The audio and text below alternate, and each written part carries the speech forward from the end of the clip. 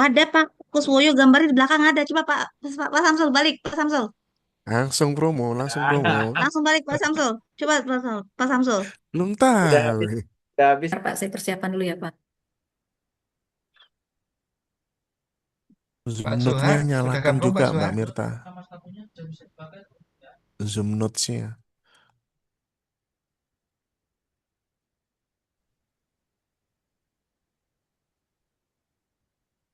Oke, bisa kita mulai Pak?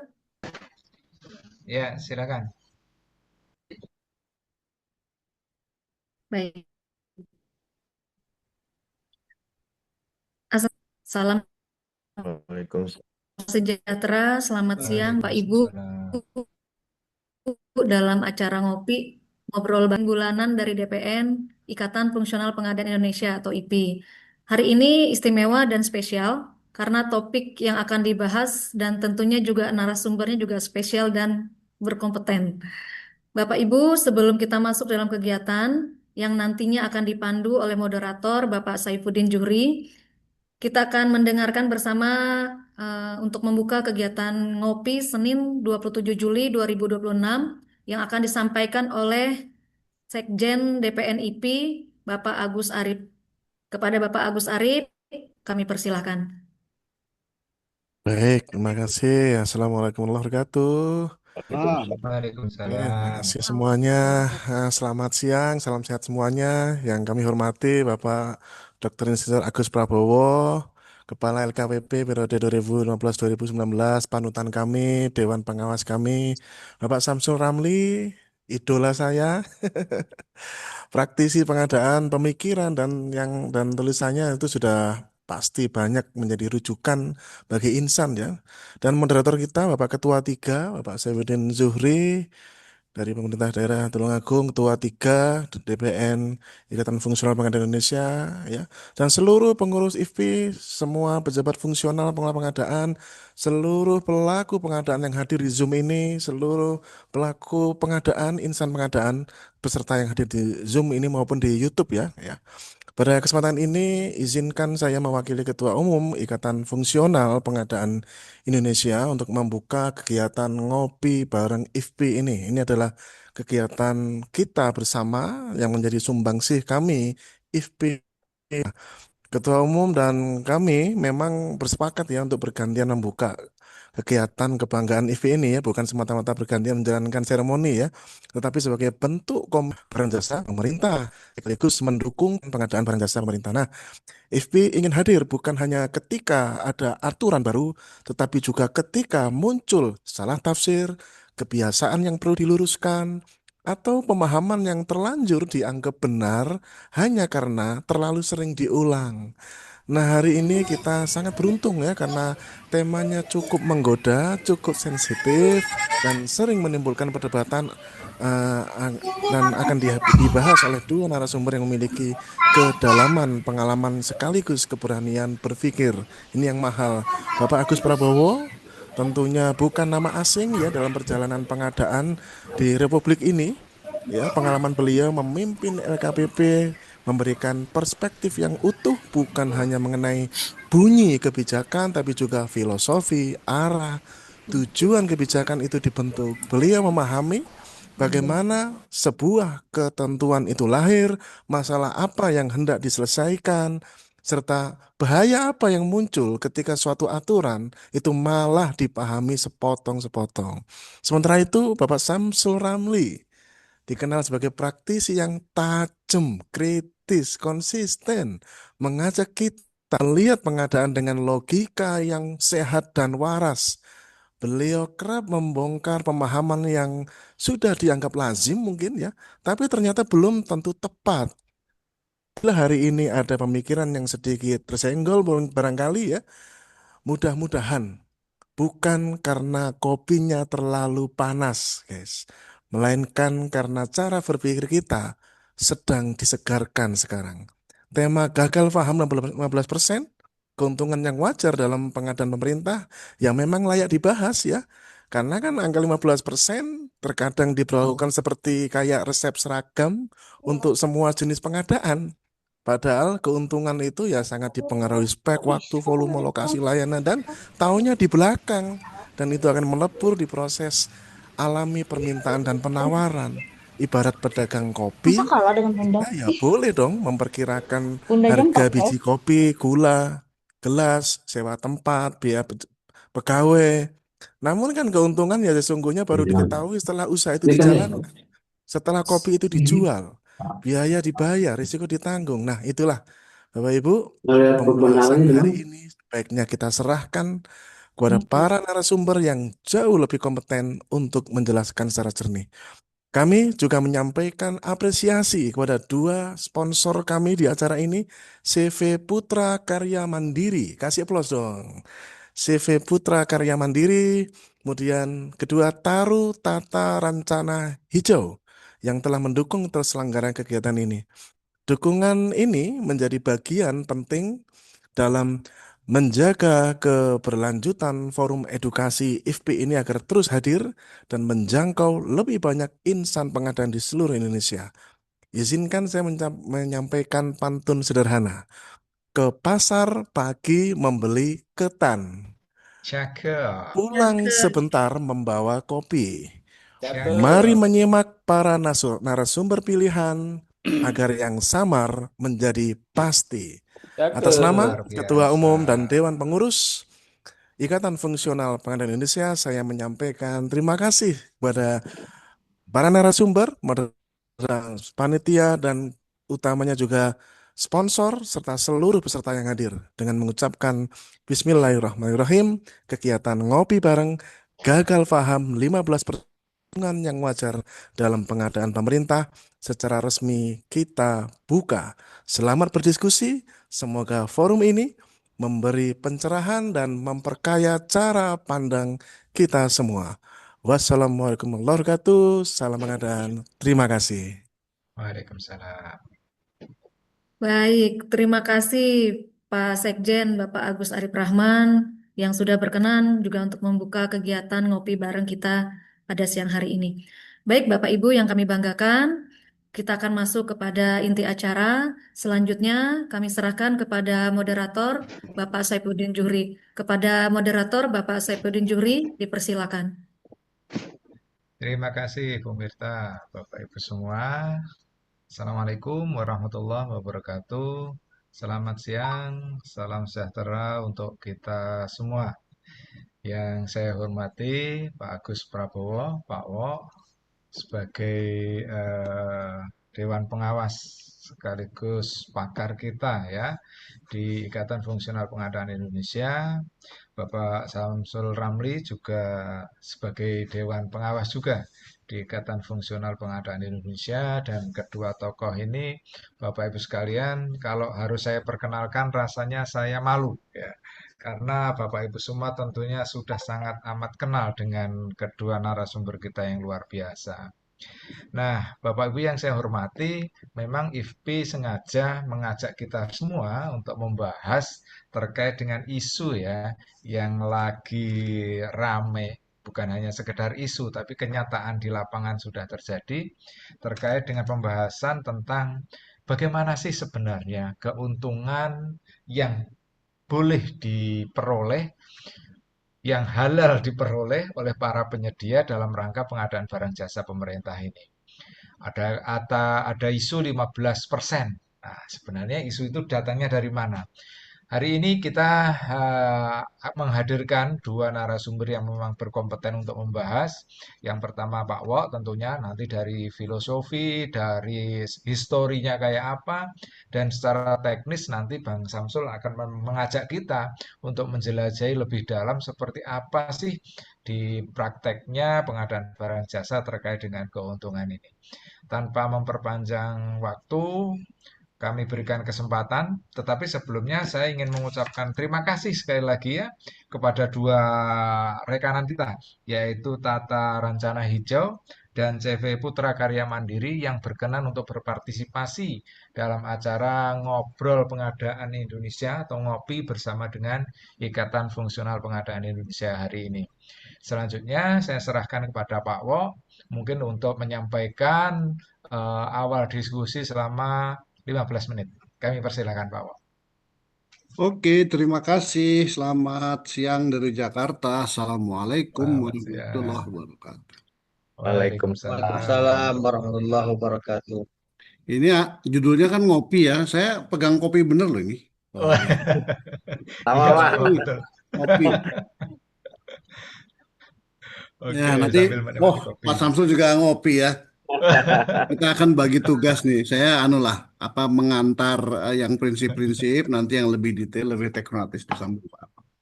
Siap. Saya share atau dari situ ya? Oke, boleh Pak, saya share aja dulu Boleh. Dari dari. saya cuma satu slide saja. Oke, sebentar Pak. Mm-mm. Ini ya, Belum? sudah bisa Slide-nya. dilihat Bapak? Belum kelihatan.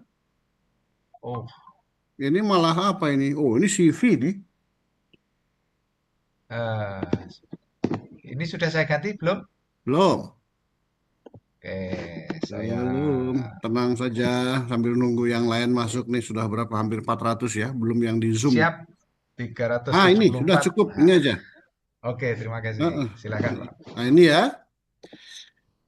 eh ini saya mulai dari tujuan dulu nih. Jadi yang kami inginkan sebagai narasumber itu kita semua anggota IF itu paham dan cermat membedakan mana opini, mana regulasi. Ini penting sekali karena di zaman sekarang ini ya, di zaman semua orang boleh bicara, zaman yang sangat terbuka, siapa bisa memberi statement bebas, saling viral dan sebagainya, sangat sulit mana memisahkan mana berita, mana opini, mana fakta, mana hoax, gitu ya. Dan kalau tidak pandai mengelolanya, nanti ujungnya menjadi fitnah. Dan kalau sudah fitnah, dari sejarah-sejarah kita tahu bahwa bisa menjadi perang gitu ya. Makanya sering dibilang fitnah itu bisa lebih kejam dari pembunuhan. Jadi saya take it seriously supaya isu 15% ini jangan dianggap enteng dan harus dilawan bersama sebagai crowd. Itu message-nya. Nah, saya cerita kronologinya. Pertama itu bermula dari statement seorang ahli dari jaksa penuntut umum di dalam persidangan Chromebook. Chromebook itu terdakwanya Nadiem Makarim yang sekarang sudah divonis ya. Nah, itu ada statement, ada yang bocor nih. Ada statement bahwa keuntungan dan overhead yang maksimum itu 15%. Bahkan ditambah lagi. Kalau pembeliannya dalam jumlah besar, sebaiknya langsung dari pabriknya, gitu ya. Saya tidak ingin menyebutkan siapa orangnya, tapi dia jelas pejabat tinggi dari LKPP. Eselon 1 pula. Nah, kalau pejabat tinggi yang formal dari LKPP bicara di depan pengadilan pula, dan ini tidak sifatnya bukan regulasi, ini berbahaya. Dan itulah yang terjadi. Jadi sebetulnya yang dilontarkan itu adalah opini. Nah, saya tidak sembarang bicara karena saya kemudian beberapa waktu kemudian saya temui yang bersangkutan. 4 mata saya temui. Apakah benar kamu menyampaikan ini di pengadilan? Jawabannya iya, mengakui. Dilanjutkan dengan penjelasan. IP. Ada yang bocor itu? Sampai di mana tadi? Aduh, terpotong. Ya, saya konfirmasi ya.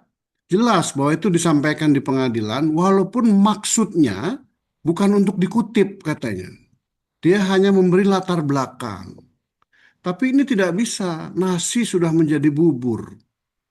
Nah, padahal itu jelas-jelas opini, bukan regulasi. Buktinya apa? Kalau dicari di dokumen regulasi, apakah mulai dari Perpres 54 sampai yang sekarang, itu tidak akan ketemu itu angka 15% itu sebagai keuntungan dan overhead maksimum. Tidak akan ketemu. Kalaupun dicari, itu ada dalam sejarah riwayat penyusunan HPS untuk pekerjaan konstruksi. Ulangi ya, untuk pekerjaan konstruksi. Ini tahun 2010 dulu. Jadi tahun 2010 ketika LKPP membuat regulasi pertama kali merevisi Kepres 80, itu memang ada di dalam penjelasan. Kalau pekerjaan konstruksi dihitung sampai menjadi HPS, kemudian ditenderkan secara terbuka, kira-kira angka yang pantas untuk mencari keuntungan itu 15%. Itu pekerjaan konstruksi loh. Kalau barang tidak ada, barang tidak disebut-sebut.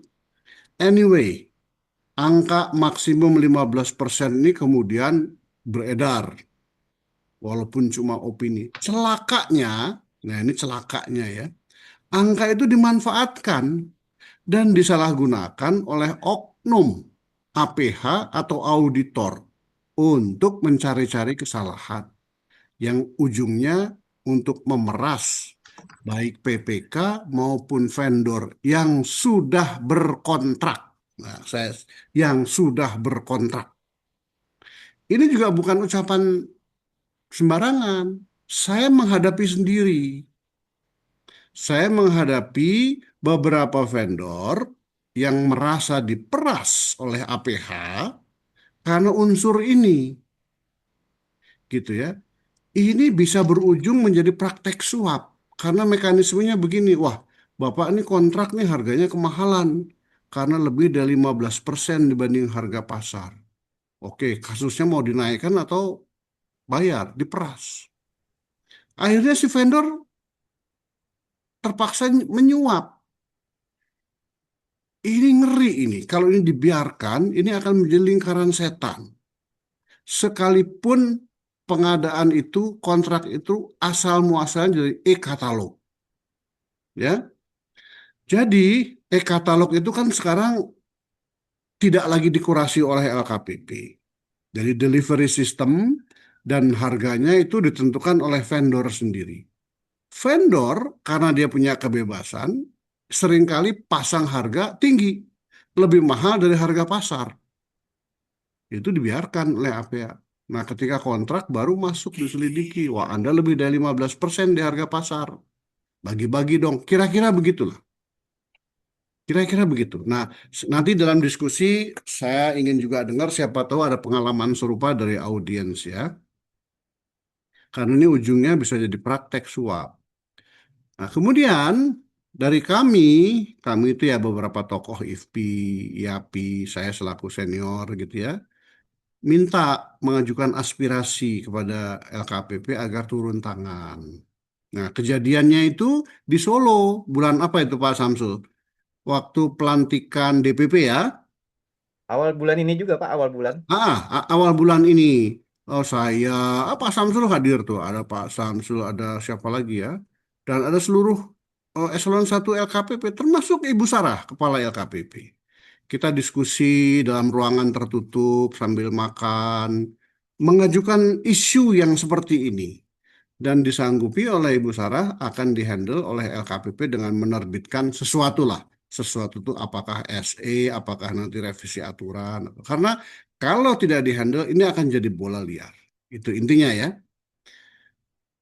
Bahkan saya tahu Bung Samsul Ramli berinisiatif membuat draftnya gitu ya dan sudah dikirimkan ke LKPP draft SE itu luar biasa saya kira. Nah, kita semua nih anggota IFPI dan audiens harus paham isu ini dan tidak mudah diancam, terhindar dari bola liar dan pemerasan, apalagi pemerasan. Bagaimana caranya harus kita lawan secara kolektif. Jadi sebetulnya acara ngopi ini seolah-olah ingin membangun crowd. Kita ini harus satu punya kekuatan yang punya daya lawan bersama ya. Supaya 15% itu tidak digunakan. Gitu ya. Jangan dikira Pejabat tinggi itu tidak bisa membuat kesalahan. Oh enggak, manusia juga itu. Manakala dia kesalahan harus kita koreksi. Dan ini adalah medium untuk itu. Kira-kira itu dari saya.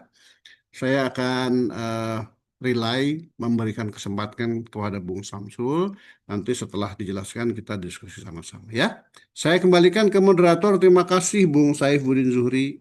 Terima Silakan. kasih Pak Wo, ya luar biasa. Jadi kita semua paham terkait dengan apa yang sudah disampaikan secara gamblang oleh Pak Wo ini terkait dengan latar belakang, implikasi ke depan dan sebagainya, termasuk apa yang sudah beliau lakukan ketika kita sedang kemarin melaksanakan eh, kegiatan di Solo ya.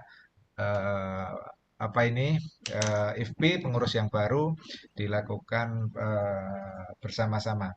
Baik Bapak Ibu sekalian, selanjutnya kita masuk ke lebih detail dan teknis. Nah, silakan Bang Samsul Ramli sebagai senior kita, panutan kita di pengadaan barang jasa untuk menyampaikan risalahnya sehingga nanti bisa berdiskusi lebih tajam, kurang lebih waktunya 15 sampai 20 menit silahkan. Oke, baik. Bismillahirrahmanirrahim. Assalamualaikum warahmatullahi wabarakatuh. Selamat siang, Bapak Ibu sekalian. Waalaikumsalam. Mungkin saya langsung eh, share paparan aja ya supaya Siap, lebih efektif. siap. Mudah-mudahan bisa ini. Oke, agak sedikit Marvel ya karena lagi rame di filmnya. Sayang Woi, ya. Ya, mantap. sambil memanfaatkan eh, ilmunya dari Mas Agus Arif ya dari Pak Sekjen ya, yang ahli AI. Ini narasumber sedang cosplay ini memang ya. Iya. Saya ingin ini aja, ingin menggambarkan bahwa Bapak Ibu sekalian, kawan-kawan semua, eh, kita harus kembali mendudukkan bahwa administrasi itu, karena kebetulan saya juga S2 saya adalah administrasi publik, jadi secara teoritis, prinsipal, substansi, administrasi itu ditujukan untuk melindungi pelaku-pelakunya. Jadi tujuannya adalah perlindungan. Jadi bukan bukan kemudian administrasi digunakan untuk mencelakakan penggunanya, tetapi administrasi sejatinya lahir dari upaya atau niat baik negara untuk melindungi aparaturnya dari perbuatan-perbuatan yang salah, termasuk juga kejahatan di belakangnya.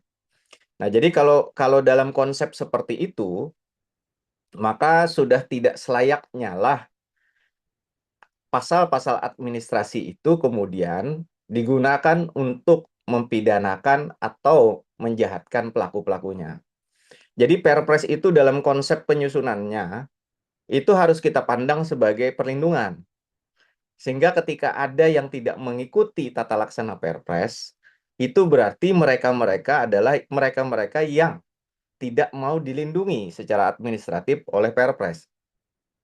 Jadi kalau ada orang-orang yang menggunakan pasal-pasal Perpres 16 tahun 2018 untuk langsung loncat kepada proses pemidanaan, ini berarti sedang menyalahgunakan Perpres.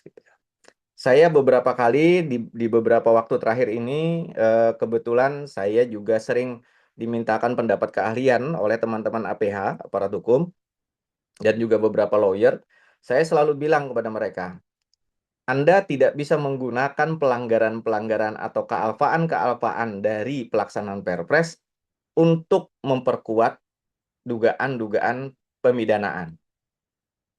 Karena Perpres itu dilindungi oleh dua undang-undang. Satu Undang-Undang 1 tahun 2004 tentang perbendaharaan keuangan negara, di mana di situ pasalnya jelas sekali bahwa yang dimaksud dengan kerugian keuangan negara itu adalah kerugian keuangan yang nyata dan pasti. Ini perlindungan yang kuat sekali dari Undang-Undang 1 tahun 2004. Jadi kerugian keuangan negara itu tidak bisa didasarkan pada sesuatu yang tidak nyata dan tidak pasti, apalagi perkiraan. Ini perlindungan dari Undang-Undang 1. Yang kedua, perlindungan yang kedua itu adalah Undang-Undang 30 tahun 2014 tentang administrasi pemerintahan, yang dengan sangat tegas menyebutkan bahwa penyalahgunaan kewenangan yang menyebabkan kerugian keuangan negara itu hanya atau dikenakan pasal sanksi administratif, yaitu yang paling berat adalah penggantian atau TGR, ganti uang gitu, ganti kerugian. Jadi ini dua perisai yang sangat kuat sekali. Kemudian dalam dinamika sekarang ada putusan MK nomor 28 tahun 2026 yang menambah perisai, menurut saya, yang menambah perisai bahwa ternyata Perpres ini harus melewati 3 filter dulu baru bisa masuk ke wilayah pidana. Di dalam putusan MK itu disebutkan, dugaan penyalahgunaan wewenang yang dilakukan oleh badan atau pejabat pemerintah berdasarkan Undang-Undang 30 2014 diselesaikan terlebih dulu secara administrasi. Ini bunyi tegas dari putusan MK. Kemudian apabila berdasarkan putusan pengadilan, nah ini lalu pengadilan apa yang dimaksud dengan putusan MK ini? Yaitu pengadilan administrasi pemerintahan, yang kita kenal pengadilan tata usaha negara. Apabila berdasarkan putusan pengadilan terbukti bahwa penyalahgunaan wewenang itu mengandung unsur pidana, baru kemudian pidananya bisa jalan. Bayangkan kalau misalkan Perpres, ada pasal Perpres yang tidak dijalankan atau dilanggar, kemudian langsung masuk ke wilayah pidana. Ini berarti ada ultra vires, penyalahgunaan kewenangan, pelampauan kewenangan. Ada lompatan hukum yang merusak merusak pemahaman yuridis. Maka bisa dipastikan bahwa putusan-putusan yang berasal dari ini akan potensial cacat hukum menurut saya. Jadi saya ingin menyampaikan sekali lagi bahwa Perpres itu disusun dengan niat baik melindungi pelaku-pelaku pengadaannya. Maka apabila ada orang-orang yang membangun pemahaman-pemahaman bahwa pasal-pasal Perpres apabila dilanggar langsung masuk ke pidana, itu adalah orang-orang yang tidak paham dengan Perpres itu sendiri, tidak paham dengan makna dari administrasi pemerintahan, tidak paham dengan apa tujuan dari Undang-Undang 1 tahun 2004. Dan ini tegas dan jelas disebutkan oleh putusan MK. Ini standing point yang paling utama yang menurut saya yang ingin saya sampaikan. Sehingga kita bisa membangun pemahaman yang baik tentang pasal-pasal yang ada di dalam Perpres. Ini sedikit gambaran pasal-pasalnya di mana. Ini tadi sudah saya sebutkan, jadi saya tidak perlu ulang-ulang lagi. Saya langsung saja. Bapak Ibu sekalian, karena Perpres ini adalah peraturan administratif yang bersifat primum remedium, artinya dia melindungi pelaku-pelaku pengadaannya dari kesalahan, dan apabila terjadi kesalahan dia melakukan pembinaan terhadap kesalahan itu, memberikan kesempatan untuk melakukan perbaikan atas kesalahan itu, maka kita perlu memahami perjalanan harga di pengadaan barang jasa pemerintah itu dalam konteks keuntungan 15% ini apa? Bapak Ibu sekalian, di perencanaan itu ketika muncul kata harga, itu pangkatnya baru rencana. Makanya produknya adalah rencana anggaran biaya. Kalau rencana itu berarti perkiraan. Kalau perkiraan berarti tidak pasti. Ini poinnya.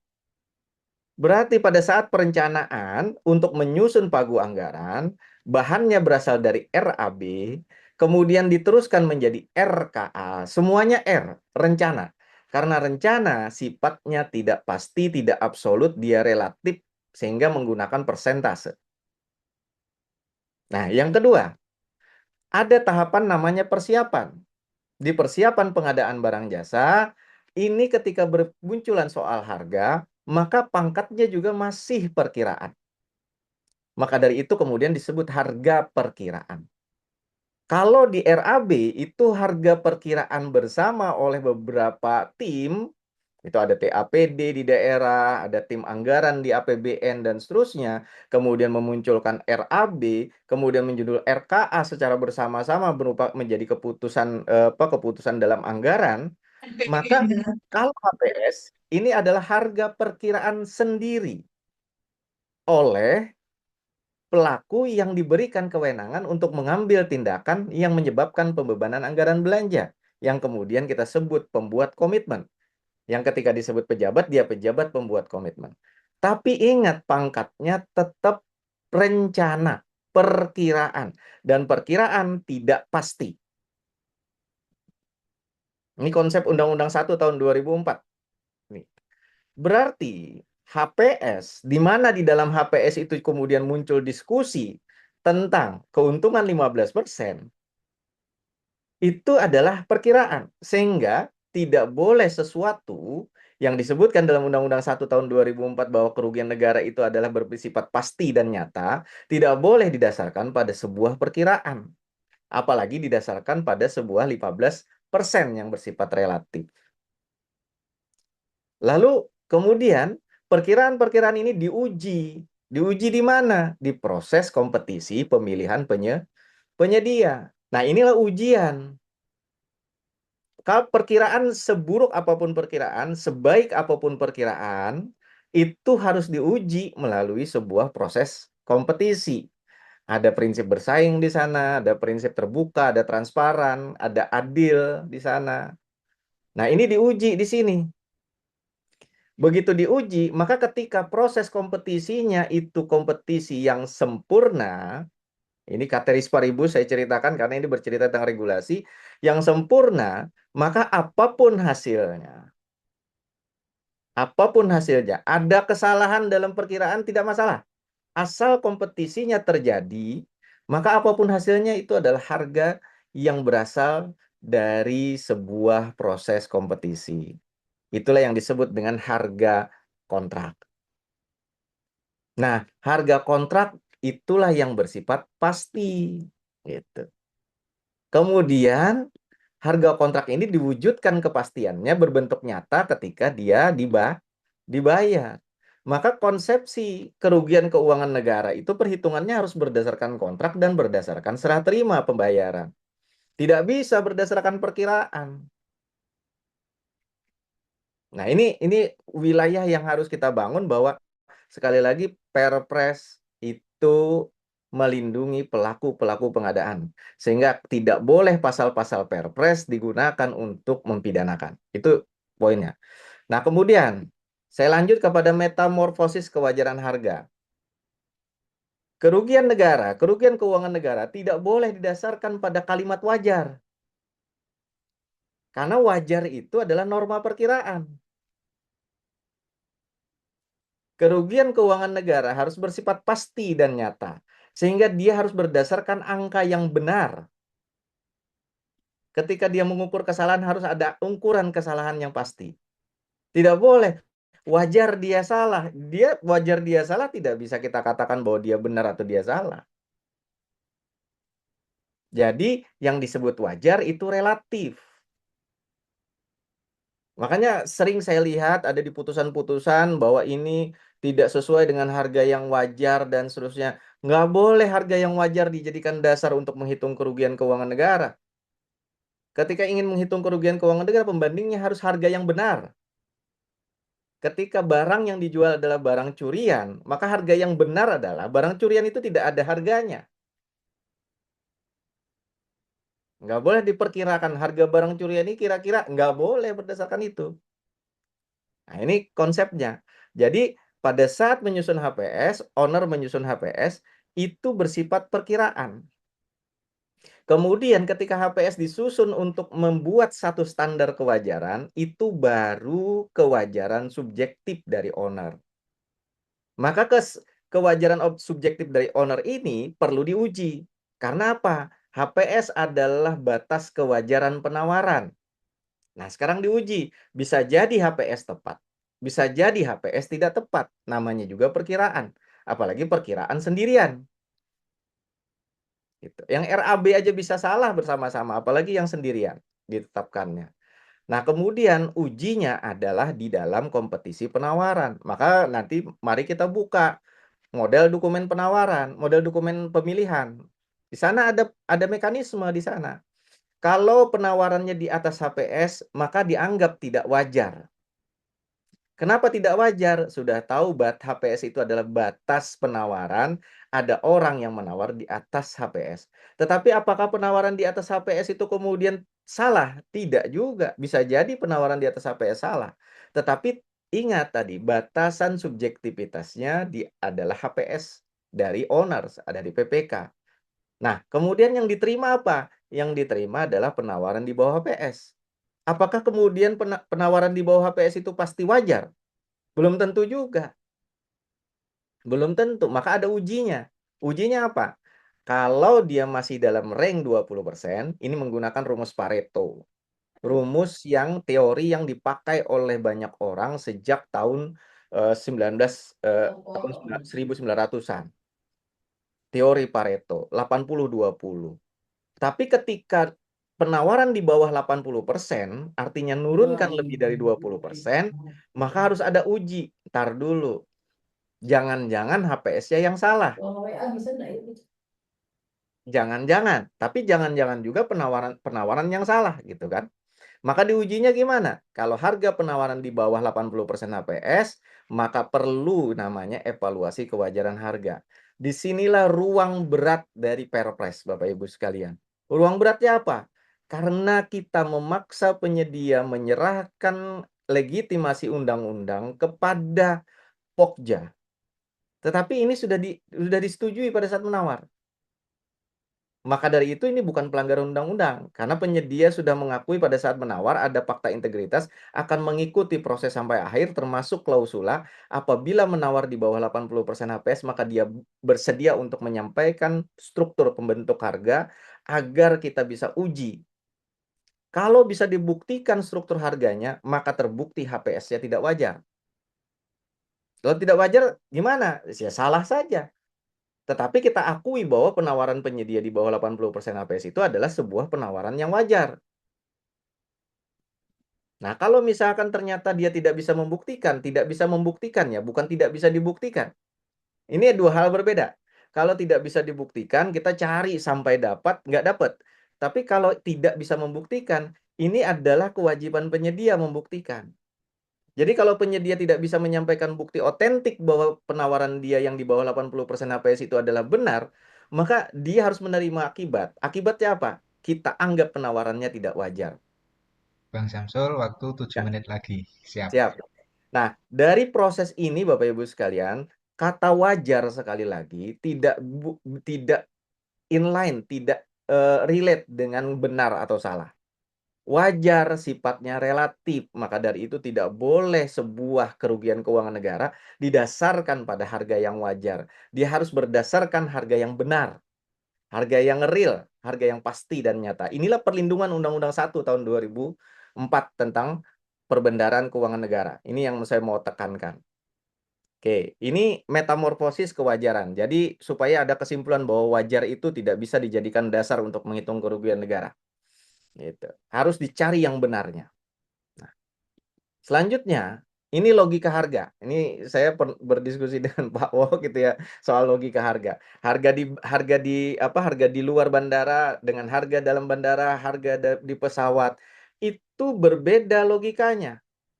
Tetapi apakah disparitas harga itu kemudian kita anggap sebuah kemahalan atau yang disebut dengan ketidakwajaran? Tidak. Justru perbedaan harga itu adalah harga yang wajar. Sesuai dengan lokasinya, sesuai dengan risikonya, sesuai dengan distribusinya, sesuai dengan operasionalnya. Ini yang disebut dengan harga wajar. Tapi apakah ini harga yang benar? Tidak. Sekali lagi kita hanya bercerita soal wajar. Dan ini tidak bisa, logika-logika ini tidak bisa dijadikan dasar untuk menghitung kerugian negara. Sekali lagi, kerugian keuangan negara harus bersifat pasti dan nyata, bukan bersifat wajar. Karena wajar itu tergantung pada kondisi. Inilah yang disebut dengan logika harga. Kalau Anda berada di bawah, hausnya pada saat di bawah, ada minimarket, belilah di situ. Jangan Anda kemudian hausnya di bawah, nanti saya belinya di pesawat saja. Itu sebuah logika yang tidak benar. Bukan logika yang wajar, logika yang tidak benar. Nah, ini. Terus kemudian Bapak Ibu sekalian, HPS juga. HPS saya ingin menyampaikan bahwa 15% itu sumbernya ada di runtutan ini. HPS itu ada harga pokok produksi, ada harga pokok penjualan.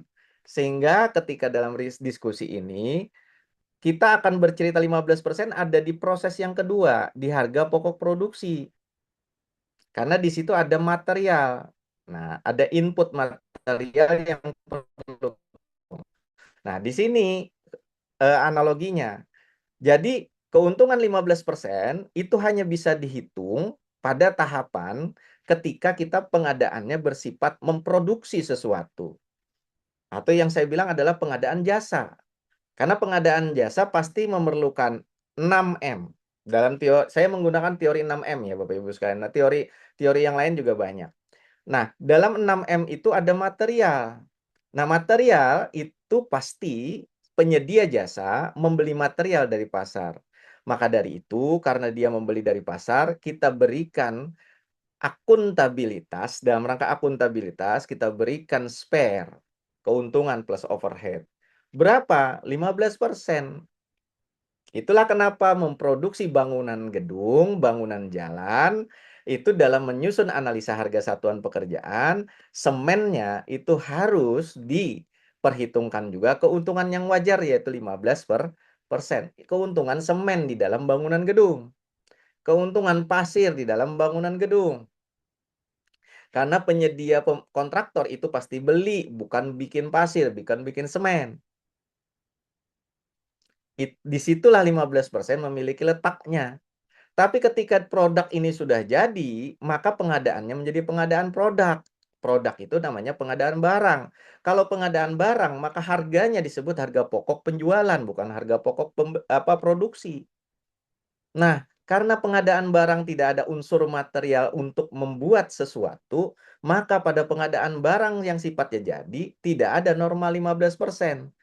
Dia mau untung 100%, mau untung 200%, mau untung 10%, mau untung 5%. Itu adalah mekanisme pasar penjualan. Karena dia sifatnya penjualan. Ada di nomor 2. Ini namanya price analysis. Kalau di atas namanya cost analysis. Nah, mudah-mudahan dengan ini nanti tidak ada lagi yang berpendapat mending ditetapkan saja Pak, keuntungan itu 15% atau ditetapkan 10%. Sekali lagi yang namanya persen itu tidak bisa ditetapkan. Karena persen itu relatif, bukan absolut. Kalau menetapkan untungnya 5 juta, itu tetapkan. Nah, ini kan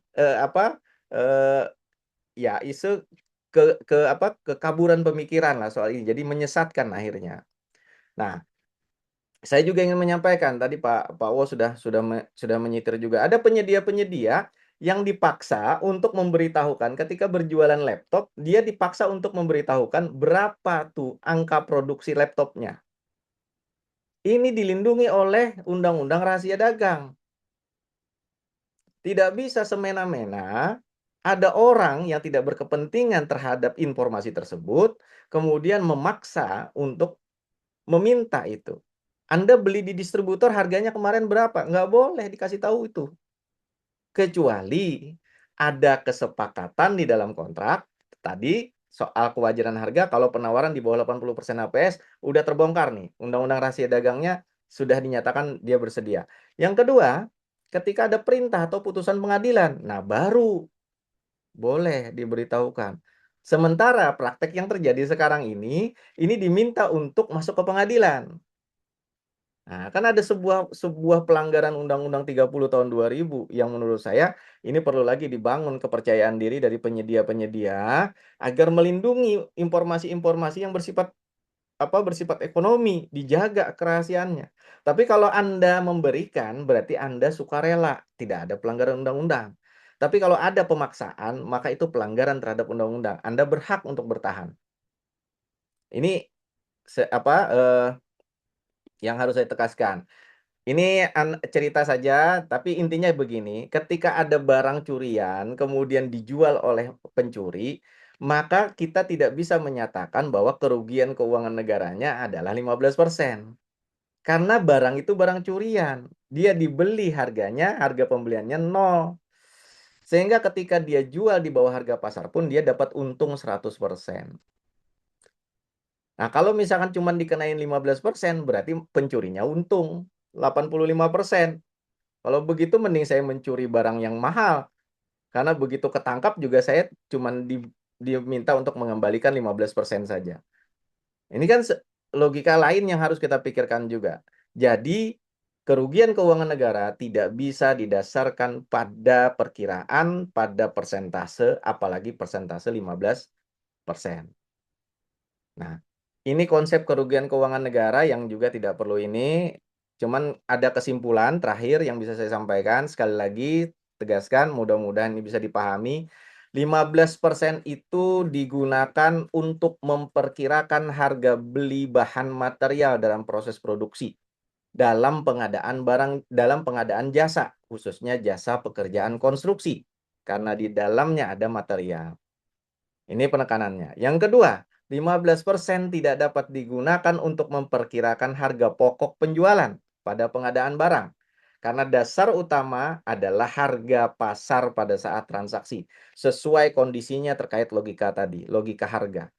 Yang terakhir, 15% itu angka relatif karena sifatnya persentase, bukan angka absolut yang bersifat pasti dan nyata dari perhitungan keuntungan plus overhead.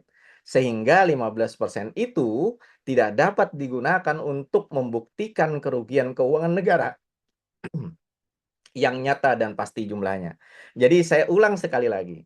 Dengan demikian 15% tidak dapat digunakan untuk membuktikan kerugian keuangan negara yang nyata dan pasti jumlahnya. Karena dia bersifat perkiraan, relatif, dan persentase. Mungkin itu saja, Pak Juri. Terima kasih. Mudah-mudahan tepat waktu atau lebih nih. Saya kena Terima denda kasih. nanti terlambatan. Ya, terima kasih Bang Samsul. Luar biasa pencerahannya. Sangat-sangat mendalam dan menyeluruh. Oke, Bapak Ibu sekalian, kita wajib rasanya untuk menyambungnya dengan diskusi lebih detail sesuai dengan apa yang Bapak Ibu ingin diskusikan nanti. Tetapi sebelum kita buka diskusi, terima kasih sekali. Tepuk tangan dulu, aplaus untuk Pak Wo dan Bang Samsul Ramli. Ini semuanya adalah materi-materi yang memang ya, materi-materi yang memang kita butuhkan untuk memberikan pencerahan lebih lanjut bagi para insan pengadaan. Oke, nanti silahkan teman-teman untuk raise hand bagi yang ingin berdiskusi lebih lanjut. Tetapi sebelum kita buka diskusi, kita lihat dulu yang mau lewat berikut ini. Silahkan Pak Suhar Simbolon.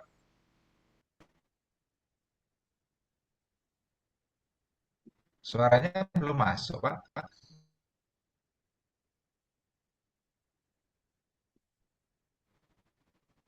Ya, sekali lagi kami ucapkan terima kasih kepada dua rekanan yang telah membantu berkontribusi, yaitu Tata Rancana Hijau dan CV Putra Karya Mandiri, yang telah memberikan dukungan penuh terhadap terselenggaranya acara pada siang hari ini. Oke, Bali ya, Gus. Taruh, aduh, Tata Rencana Hijau. Ini berada di Denpasar Barat, Kota Denpasar. Luar biasa, terima kasih untuk Taru, Tata Rancana Hijau. Bali memang kreatif ya. Bali memang kreatif, Bapak. Luar biasa. Terima kasih untuk kedua rekan yang sudah disampaikan tadi. Baik, berikutnya kami persilahkan. Barangkali ada yang raise hand di samping yang sudah menuliskan pada kolom chat. Kalau memang belum ada yang raise hand, mohon izin saya akan membuka dulu pada kolom chat dimulai dari diskusi pertama disampaikan untuk pertanyaan yang sudah masuk adalah ini. Terima kasih Pak Kuswoyo ya. Pak Kuswoyo ini mungkin sekedar ingin tahu saja bagaimana pendapat dari Pak Wok dan Bang Samsul kalau terjadi pemerasan. Ya, berarti kan sudah terjadi ini kejadian. Bagaimana kita lapornya kemana ini? Nah, ini barangkali bisa kita diskusikan seperti apa. Terus kemudian pertanyaan berikutnya eh, terkait dengan pertanyaan dari Pak Chandra Irawan. Bagaimana analisa harga satuan pekerjaan? Ya baik-baik saja. HSP ya, bukan HHPS ya. Jadi saya tidak tahu ini Pak Chandra ini pertanyaannya arahnya kemana. Bagaimana untuk analisa harga satuan pekerjaan. Tapi paling tidak dua pertanyaan ini dulu kami mohon untuk ditanggapi dulu dari Pak Wo, kemudian nanti ke Bang Samsul Ramli. Silakan Pak Wo. Oke, terima kasih. Saya ke Pak Kuswoyo dulu ya. Siap. Kalau terjadi pemerasan lapornya kemana? Ini memang harus dilihat case by case ya. Sebelum terjadi pemerasan atau setelah terjadi pemerasan itu juga beda. Kalau proses sebelum diperas begitu ya, tentu harus berargumentasi dulu dong. Harus dilawan dengan argumentasi yang solid. Dan materi kita siang ini adalah amunisi untuk melawan argumentasi itu. Tidak bisa serta-merta lebih dari 15% itu dianggap merugikan keuangan. Nggak bisa, dilawan saja. Kalau sudah tidak bisa di situ ya tentu lapor ke internal atasan dulu. Kan diatur tuh di aturan deh ke entah atasan, entah biro hukum dan sebagainya. Nanti dilanjutkan ya Bung Samsul ya. Nah, yang menarik nih yang pernah saya alami sendiri nih. Jadi saya pernah dikonsult oleh 5 orang vendor dari suatu perusahaan, di mana perusahaan itu saya menjadi advisernya. Tapi celakanya si vendor itu sudah terlanjur menyuap karena dia terdesak. Ya, untungnya ketika dia menyuap itu dia mencatat semua peristiwa. Jadi mencatat. Jadi dia tahu siapa yang disuap, namanya siapa, pangkatnya apa, APH dari mana, ya. APH itu kalau dari kejaksaan, kejaksaan tinggi, kejaksaan negeri, namanya siapa, identitasnya dicatat, berapa dia suap dan sebagainya. Dan itu saya benarkan, saya puji, bagus mencatat supaya kalau ada apa namanya masih diangkat juga kasusnya, orang itu dibuka aja gitu. Itu real ya. Nah, yang menarik itu justru komentar dari vendor itu. Alah nggak apa-apa Pak, kita ikhlas Pak, nyuap Pak, gitu.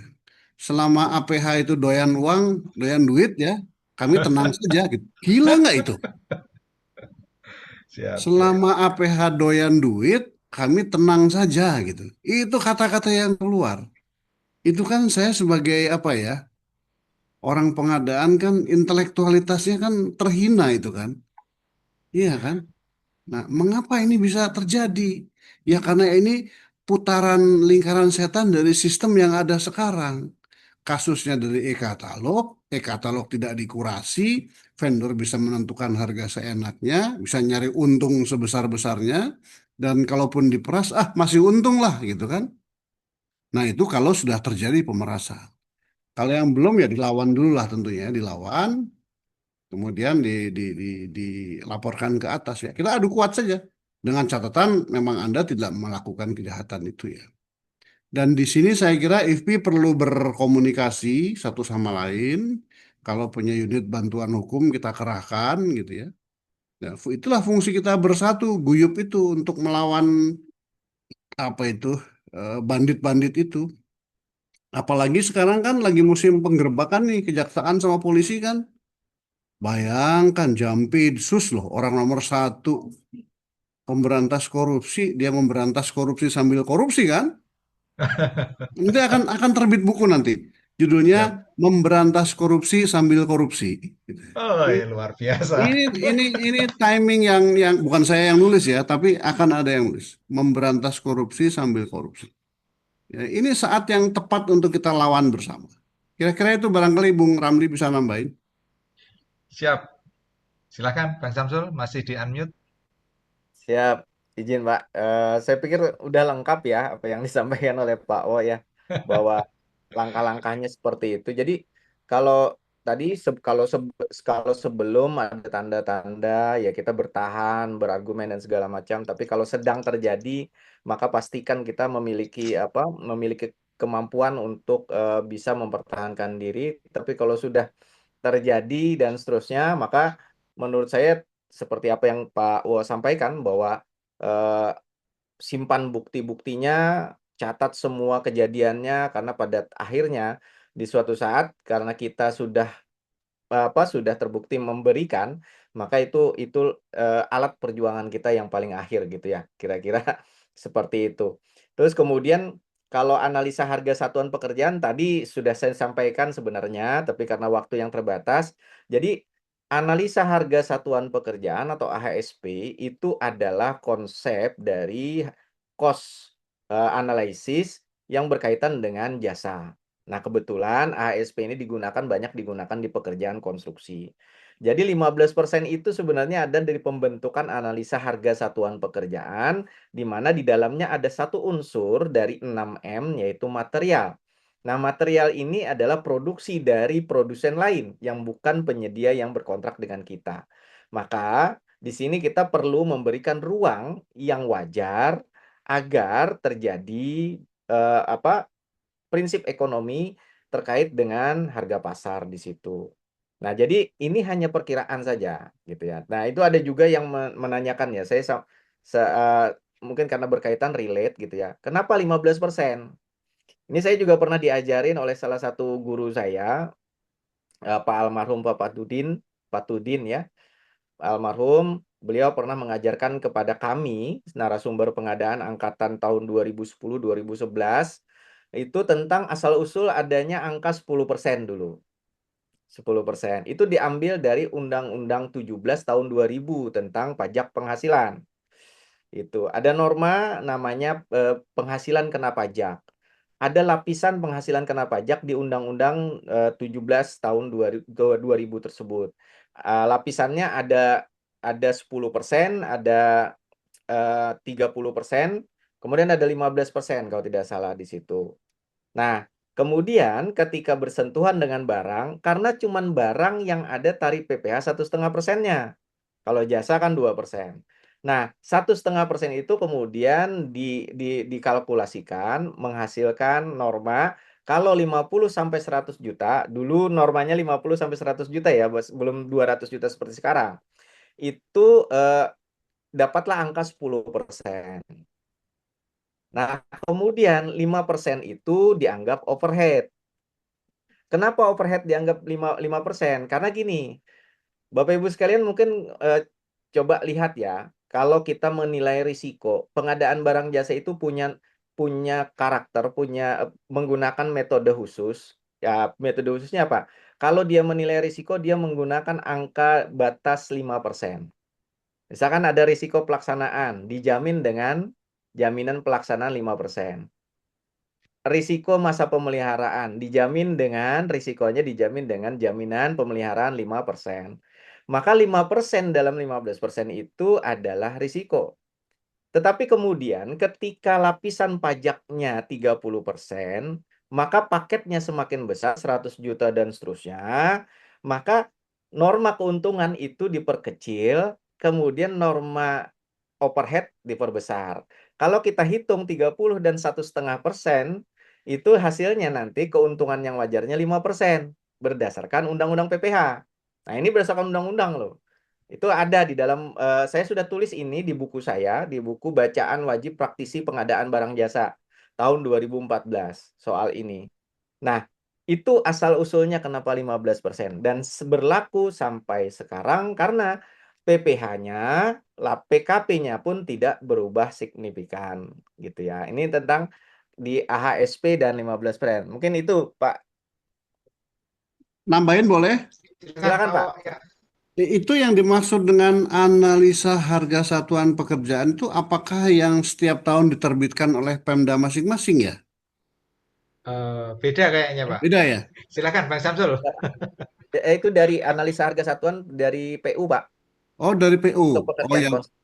Oh, itu analisa harga ya. Sebab saya confused dengan yang diterbitkan oleh Pemda ya. Nah, itu kalau nggak Kalau salah satuan harga. HSSH. Nah, gitu ya. itu ya. Kalau yang diterbitkan Pemda kan ada juga. Ada, Tapi Siap. itu harus dicermati, itu hanya untuk perencanaan anggaran. siap. Betul. Ya itu aja supaya nggak kebalik-balik ya. Begitu anggaran sudah jadi, ada uangnya kan jadi DIPA. Ya, Nah, begitu mau diterjemahkan menjadi pengadaan, lain lagi tuh tidak usah dilihat itu. siap. Itu kan analisa harga satuan itu kan menganggap bahwa harga ini bisa dibekukan gitu kan, bisa di Hmm, freeze kan. Nggak bisa di dunia ini harga tidak bisa dibekukan. Paling-paling hanya bisa diperkirakan saja ya. siap. Makanya Apalagi itu yang kalau namanya harga saham setiap menit berubah itu. kalau pakai perkiraan menghitung kerugian negara bahaya kita. Repot. Makanya harus nyata dan pasti itu tadi. Ya, siap. Oke, bagus. Lanjut. Oke, ya terima kasih Pak Wo dan Bang Samsul ya. Jadi mungkin saya perlu menggarisbawahi saja apa yang sudah disampaikan panjang lebar sama Bang Samsul ya. 15% keuntungan overhead itu tercantum di Peraturan LKPP nomor 12 2001 khusus pekerjaan konstruksi. Nah, maka tadi berkali-kali diulang oleh Bang Samsul tidak bisa diterapkan untuk pengadaan barang. Nah, jadi teman-teman kayaknya ketidakpedean kita untuk tadi menjelaskan sebagaimana Pak Wo sampaikan, kita ini harus melawan ya terhadap ketidakbenaran cara berpikir, tapi kita sendiri harus memodali diri kita. Nah, ini salah satu upaya hari ini adalah bagaimana kita memperkuat kapasitas kita jika terjadi permasalahan terkait dengan 15% tadi. Nah, ini Bang Samsul dan Pak Wo, pertanyaan yang lebih konkret adalah ketika tadi ada sedang auditor, kemudian auditor itu bertanya kepada PPK, mengapa 15%? Nah, ternyata PPK-nya nggak bisa jawab. Ini gimana Bang Samsul terhadap kasus seperti ini? Langsung dulu. Ya, silakan. Siap. Ya, tadi ya, saya pengen betul sebenarnya. Sayangnya buku saya itu sudah tidak lagi diproduksi oleh PC Media gitu ya. Jadi saya sekali lagi gini, normanya sebenarnya sederhana 15% itu. Sumbernya adalah dari bagaimana negara ini memungut pajak dari setiap penghasilan warga negaranya. Makanya pajaknya namanya pajak penghasilan. Keuntungan adalah bagian dari penghasilan. Nah, karena dia bagian dari penghasilan, maka kemudian dia jadi PKP. Penghasilan kenapa? Kena pajak. Dan itu ada lapisan-lapisannya. Disitulah asal-usul kenapa muncul 15%. Dan kemudian itu tidak bisa dijadikan dasar untuk menyusun harga pokok penjualan. Karena harga pokok penjualan tadi yang mengikat logika pasarnya. Kalau kita beli air mineral di pesawat dibandingkan dengan beli air mineral di Iya, mana ibu enggak ini jelas digaji. jauh sekali gitu ya. Jadi tidak bisa dibandingkan. Jadi untuk harga pokok penjualan memang dia harus berdasarkan harga pasar pada saat kondisi kita membeli. Ada value for money di situ. Tetapi kalau untuk pengadaan jasa yang sifatnya seperti pekerjaan konstruksi, itu terbentuk atas 5 komponen. Method, material, muli, dan seterusnya. Measurement, dan seterusnya. Salah satunya material. Nah, material ini kemudian tidak diproduksi oleh kontraktor, tapi kontraktor beli ke pasar, beli semen. Nah, ketika beli semen, kita tidak mungkin mengenakan harga semen tok saja. Pasti kita harus memperhitungkan mereka akan beli semen ke pasar. Karena beli semen ke pasar, maka kita tidak punya hitung-hitungan yang kuat memperkirakan mereka untuk penyedia A ini beli semen ke pasar harganya 100.000. Untuk penyedia ini beli kontraktor ini dia beli ke pasar harganya 120. Itu tidak punya patokan. Tetapi prinsipnya tetap akuntabel. Bagaimana supaya akuntabel? Maka kita carilah referensi dari Undang-Undang PPH, pajak penghasilan. Kalau sudah undang-undang dinyatakan tidak akuntabel, ini susah nih. Nah, perkiraan pada Undang-Undang PPH itu menegaskan untuk belanja sampai 50 sampai 100, lapisan kena pajaknya adalah 15%. 1,5% dan 15% dikalkulasikan menghasilkan 10%. Nah, disitulah muncul angka 10%. Kemudian risiko dari dari pengadaan itu diambil dari mana? Itu tadi saya bilang, risiko pengadaan itu ada yang namanya jaminan. Ada jaminan pelaksanaan, ada jaminan pemeliharaan. Nilainya 5%. Maka muncullah angka 15%. Tetapi ketika lapisan pajaknya, belanjanya semakin besar, 100 juta ke atas pada era Undang-Undang 17 tahun 2000, kemudian tentu lapisan keuntungannya juga menjadi semakin kecil. Tapi overhead-nya menjadi semakin besar karena nilai paket menjadi besar. Nah, di 100 juta dan seterusnya, itu lapisan PKP-nya 30%.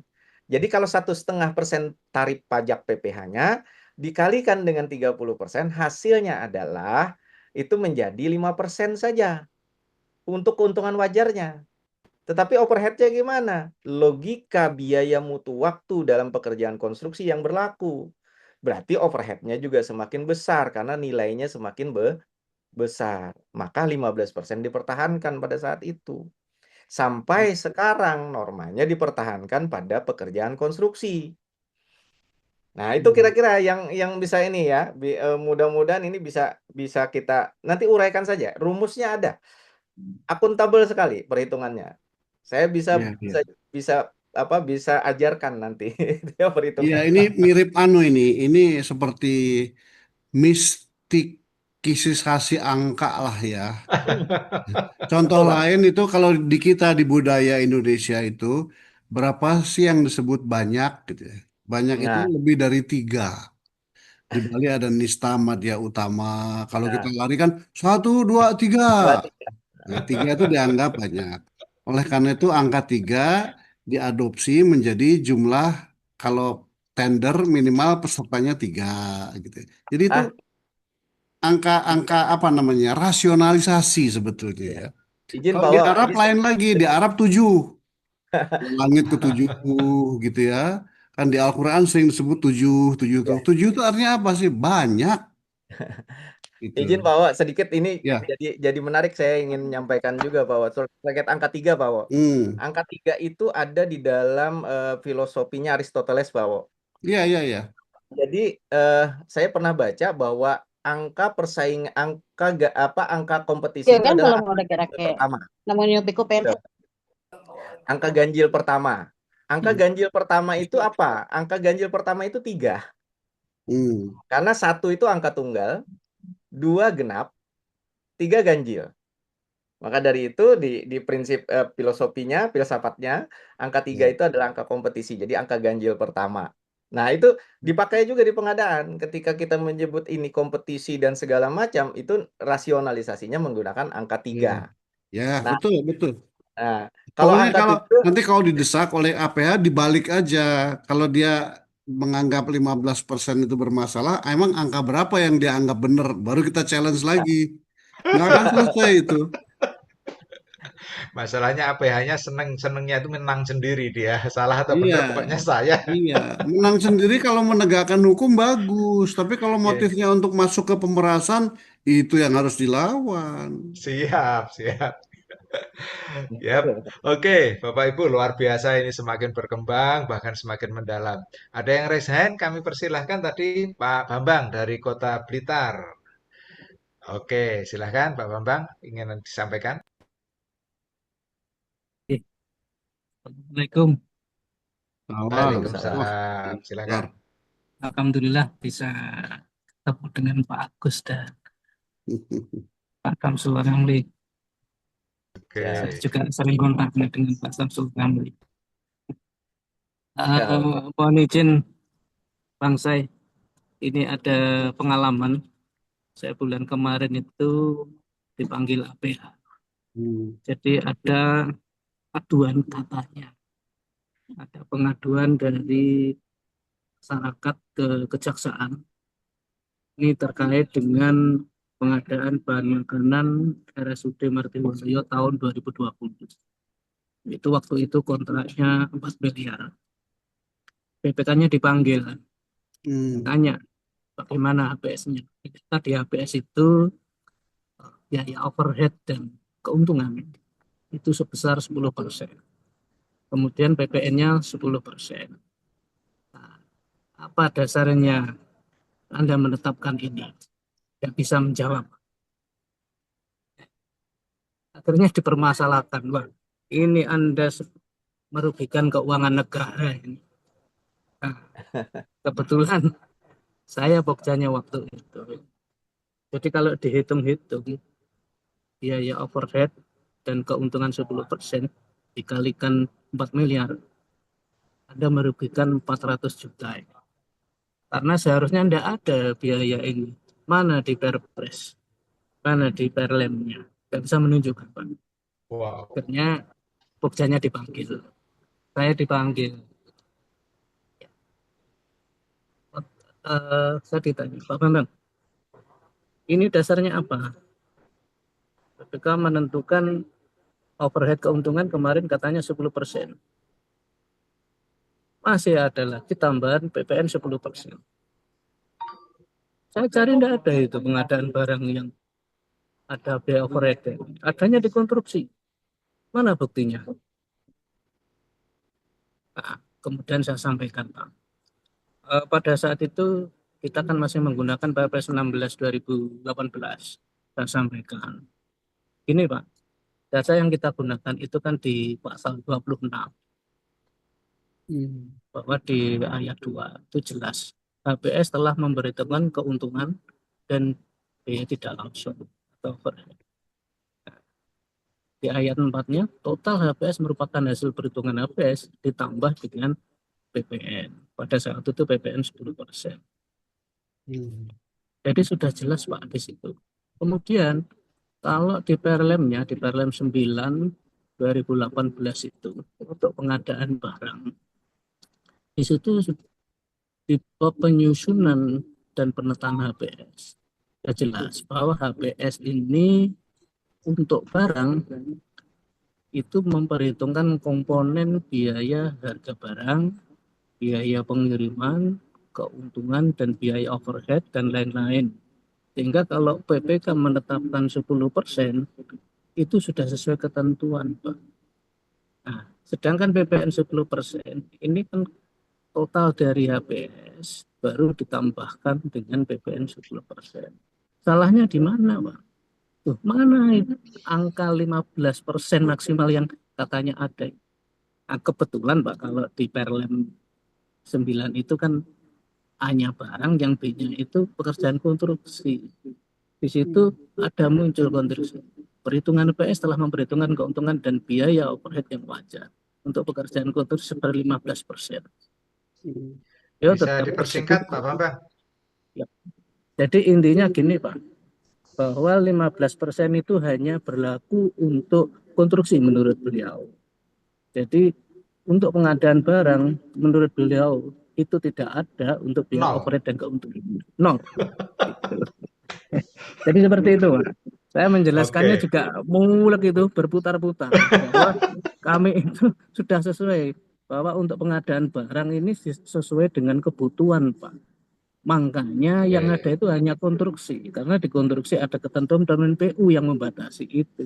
Sedangkan untuk pengadaan barang sesuai dengan Siap. kebutuhan yang ditetapkan oleh Siap. BPK.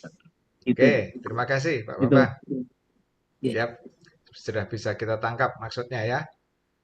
Oke, terima kasih. Jadi nanti teman-teman kalau ada yang APH ngeyel seperti itu, jawabannya gampang. Ikuti aja kelasnya Pak Samsul Ramli ya. Jadi biar jelas. Nah, gitu. Ya. Bisa ditambahkan juga itu.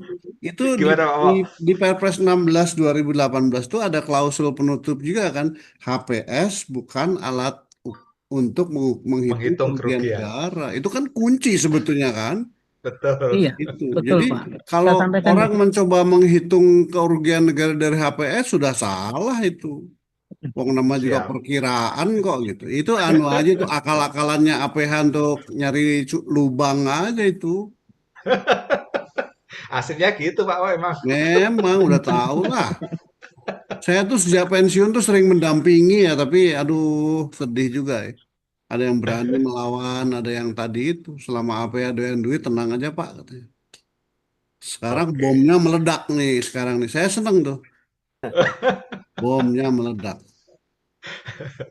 Jangan-jangan pemicunya ada di Banjarbaru nih bomnya ini. Silakan Bang Samsul, nambahin lagi. Ya, saya ini saja Pak. Kalau yang pertama, eh, pasal 26 itu jelas sekali bahwa HPS itu harus memperhitungkan keuntungan plus overhead. Jadi dia tidak bisa nol, dia pasti angka prima. Nah, angka prima itu pasti ada angkanya, nggak nol.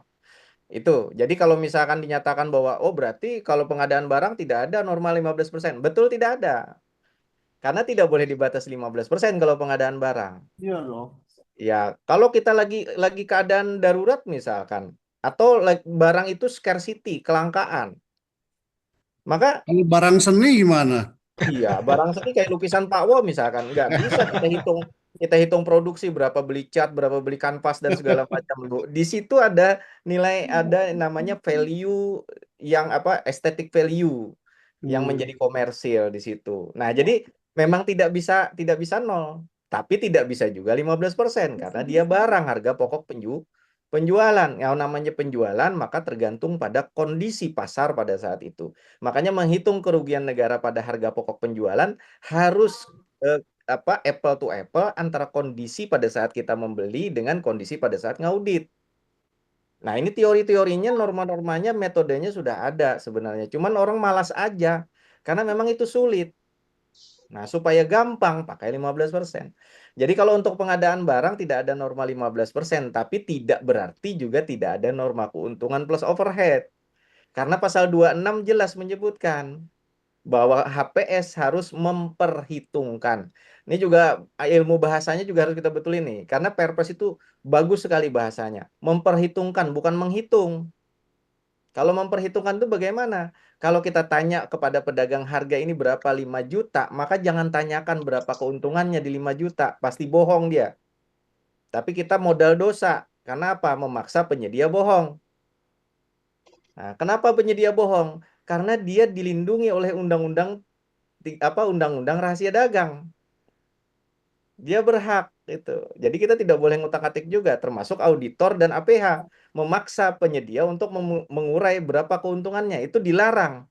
Dan itu termasuk melanggar melanggar ada Kerahasiaan. asas agama itu ya. Melanggar bahwa rezeki itu yang menetapkan adalah Allah Subhanahu wa taala, bukan APH atau auditor. Jadi jangan ditetapkan gitu ya. Itu sederhananya. Kira-kira itu Pak Juri. Oke, terima kasih Pak Samsul, luar biasa ya. Jadi Pak Bambang ya, kalau memang tidak ada angka 15, jangan malah ditarik ke nol.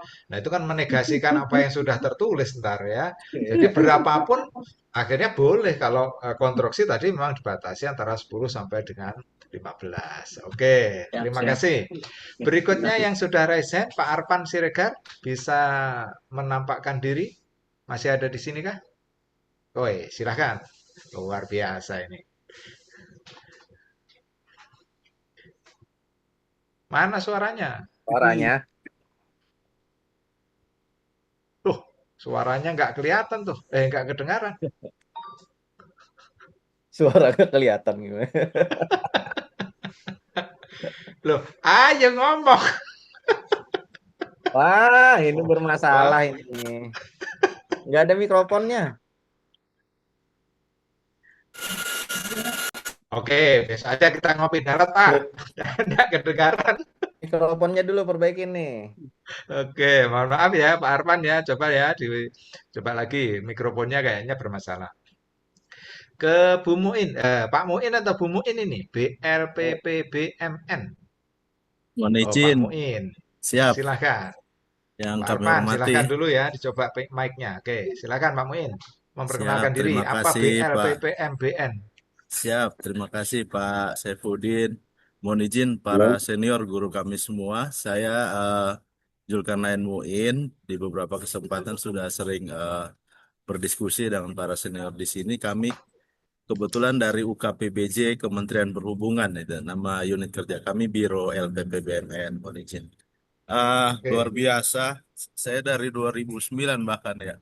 Sudah mengikuti Pak Samsul Ramli nih. Siap.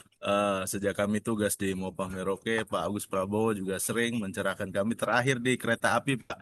Teori yang dipertentangkan sekarang jangan rules driven saja. Sebagaimana filosofi Bapak, terima kasih Pak, sehingga ada solusi-solusi di DJK. Izin Oke. Pak, kami sangat tertarik dengan apa yang disampaikan oleh Pak Agus Prabowo dan Pak Samsul Ramli tadi, dan perjuangannya luar biasa yang tadinya hanya ada di pasal 5 Perlem 12 tahun 2001, kemudian sudah berhasil ditetapkan di dalam pasal 77, dikaitkan dengan eh, aspek hukum, ultimum remedium, eh, ranah dan wilayah hukum PBJ itu harusnya tetap berada pada administratif maupun perdata. Namun juga ada ayat di mana ketika ditemukan bukti awal, baik terkait persaingan usaha, pidana, dan lain sebagainya, ini bisa langsung approach, Pak. Namun izin, kami ingin minta kiat-kiat dan mitigasi dari para senior, karena kebetulan di Kementerian kami juga terus-menerus masih terus banyak masalah yang cukup membuat hampir semua pelaku pengadaan, tidak hanya kami di level birokrat maupun penyedia, ini cukup frustasi. Lama-kelamaan nanti makin sedikit yang ingin mengikuti berkontribusi kepada APBN. Terkait dengan perihal dimaksud, kiat-kiatnya harus bagaimana? Karena apabila berbicara bukti dan berbicara terkait pengadaan barang jasa ini kan tidak bisa diputus. Hanya ditemukan bukti misalnya ternyata ada pekerjaan yang mangkrak atau bermasalah di tahapan kontraktualnya. Nah, terkadang rekan-rekan dari APH ini menjadikan point of view itu sebagai bukti yang mana langsung bisa dikaitkan kepada seluruh tahapan dan seluruh pelaku pengadaan, baik mulai dari identifikasi kebutuhan hingga ke tahapan penyelesaian output dimaksud. Nah, ini mohon pencerahan, mohon mitigasi, karena ketika hal ini tidak bisa menjadi solusi atau bahkan makin banyak ke sini, banyak pihak itu yang lebih senang berperan pada posisi menyalahkan para pelaku pengadaan, tapi tidak ingin mendampingi para pelaku pengadaan untuk meminimalisir kekeliruan. Terima kasih, mohon izin. Assalamualaikum warahmatullahi wabarakatuh. Waalaikumsalam. Terima kasih Pak Muin ya. Jadi memang kita sadar pengadaan ini benci tapi rindu ya. Dirindui memang kita dibutuhkan, tapi banyak orang yang memang nggak pengen masuk ke sana. Bahkan tadi menyalah-nyalahkan, gampangnya lempar aja kesalahannya ke PBJ. Yang penting Hmm. untungnya di kita. Nah, ini mohon kiat-kiat ya. Bagaimana mitigasi risiko? Mungkin Pak Wok dulu, kira-kira seperti Oke. apa ini teman-teman agar tidak patah arang di tengah jalan ini kayaknya. Silakan Pak Wok. Ini pertanyaan Pamu ini kelihatannya sederhana tapi filosofis itu rumit itu. Tapi kiat-kiatnya seperti apa kalau dari saya ya intinya waspada di setiap lini itu intinya. Karena yang namanya pengadaan itu rentang keterlibatan hukumnya itu sangat lebar. Dimulai dari peristiwa administrasi. Ya, ketika masih menyiapkan dokumen, ya, pengumuman, memperkirakan harga itu masih urusan administrasi. Setelah diumumkan atau kemudian dipersaingkan, itu mulai ada bau-bau perdatanya, gitu. Setelah tanda tangan kontrak resmi jadi urusan perdata, tapi tidak serta-merta menjadi pidana. Nanti pidananya muncul kalau sudah ada pembayaran. Keuangan negara sudah keluar, kemudian delivery dari si vendor dicek, baru itu pidana. Jadi bayangkan urusan kita ini rentangnya mulai dari administrasi sampai ke pidana. Saya nggak tahu kalau suatu saat pengadaan bisa dianggap makar juga, itu hukum politik kan? Bisa loh. Pengadaan apa? Wah, itu masuk hukum politik. Nah, tidak Iya Pak ada Wok, cara ya. lain selain kita waspada di setiap lini. Itu aja. Nah, detailnya nah, itu kasus per kasus gitu. Itu dari pengalaman saya seperti itu ya. Gitu. Mungkin Pak Samsul punya pandangan lain deh. Coba Ya, silakan. luar biasa ini PBJ bisa ke arah makar dan makar diawali dari kaos. Nah, ini yang paling berbahaya ini. Silakan Pak Samsul. Bisa aja nih Pak Juri nih. Ya, eh, ya saya juga khawatir ya, khawatir betul karena apa?